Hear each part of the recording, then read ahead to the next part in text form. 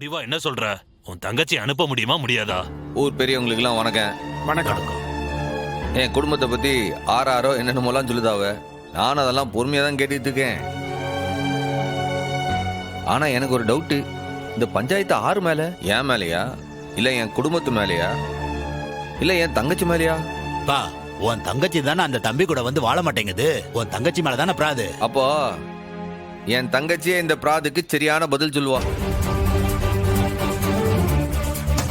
இதுல நான் என்ன சொல்லணும்னு நினைக்கிறீங்க?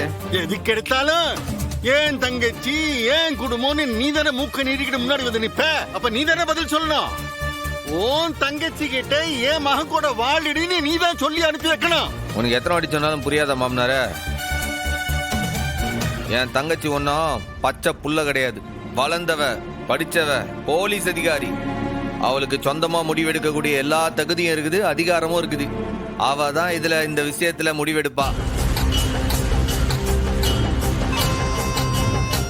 தம்பி, நீ ஒரு வார்த்தை சொன்னீன்னா உன் தங்கச்சி கேட்டுக்கும்ல.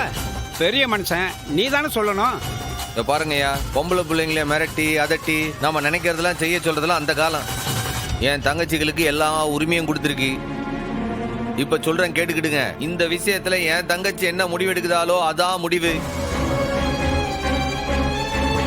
அவ சிவபாலனோட போய் சேர்ந்து வாழணும்னு முடிவெடுத்தா தாராளமா போய் வாழட்டா.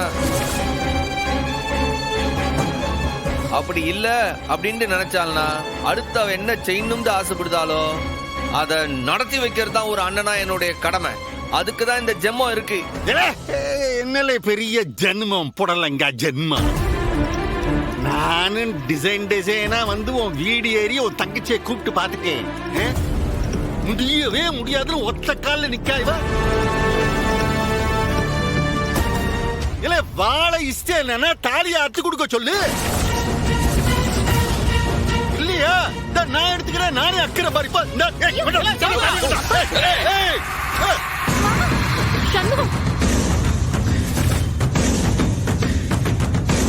என்னடா என்ன என்ன என் மேல கை வச்சிருவியா நீ?